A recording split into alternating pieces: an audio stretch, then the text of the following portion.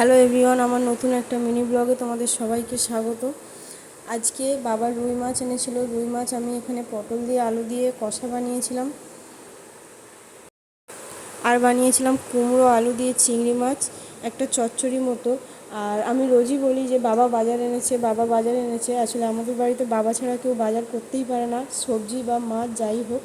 বাবা বাজার না করলে না কেউ ভালো করে খেতে পারে আর না কেউ রান্না করতে পারে। বাবুর জন্য বানিয়েছিলাম কাঁচকলা আলু রুই মাছ দিয়ে ঝোল। আর এখানে আমি সবজিটা বসিয়ে দিয়েছিলাম আর চিংড়ি মাছগুলোও ভেজে রেখেছিলাম। মা কালকেই বাড়িতে চলে এসেছিল, সেটার ভিডিও করা হয়নি। আর এখানে মা বাবুকে খাইয়ে দিচ্ছিল আজকে, আর আমি খাওয়ানোর সময় পাইনি, তাই মাই খাইয়ে দিচ্ছিল। আর এখানে কোলে বসেও বারবার বলছিল ওর ব্যথা লেগেছে, কোথায় পড়ে গিয়ে কেটে গেছে, ও নিজেই ওষুধ লাগাচ্ছিল বসে আর আমাকে সেটা বলছিল।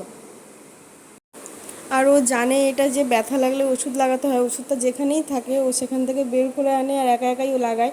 সবাইকে বলে লাগিয়ে দেওয়ার জন্য, যখন কেউ দেয় না ও তখন নিজে নিজে ওষুধটা লাগিয়ে নেয়। আর এটা হলো বিকেলের ভিডিও। বিকেলে আমি ঘুমের থেকে উঠে ঘরটা ঝাড় দিয়ে নিয়েছিলাম, জামা কাপড় গুছিয়ে নিয়েছিলাম। বাবু মায়ের সাথে খেলছিল ঘরেই।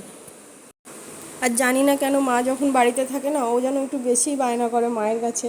আর আমি যখন একা থাকি ও অত বায়না আমার কাছে করে না, অত জেদ দেখায় না। মাকে দেখলেই ও নিজে বুঝে যায় যে কে ওকে বেশি ভালোবাসে, তাই ও মায়ের সঙ্গেই সবসময় জেদটা বেশি দেখানোর চেষ্টা করে।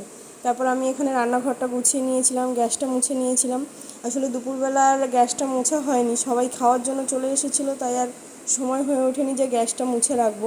তাই এখন বিকেলবেলা আমি গ্যাসটা মুছে বাবুর জন্য গ্যাসটা মুছে আমি বাবুর জন্য খাবার বানিয়ে নিয়েছিলাম। আর এমন নয় যে ওকে সবাই ভালোবাসে না, ওকে সবাই বাড়ির খুবই ভালোবাসে, কিন্তু মা একটু বেশি ভালোবাসে। কারণ সবার ভালোবাসা একদিকে, ঠাম্মি দাদুর ভালোবাসা একদিকে।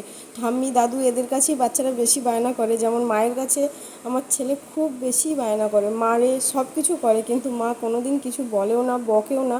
উল্টে আমি যখন বকি মা আমার উপরেই রাগ করে। তারপর এখানে আমি বাবুকে খাবারটা বানিয়ে দিয়েছিলাম, মা খাইয়ে দিয়েছিল।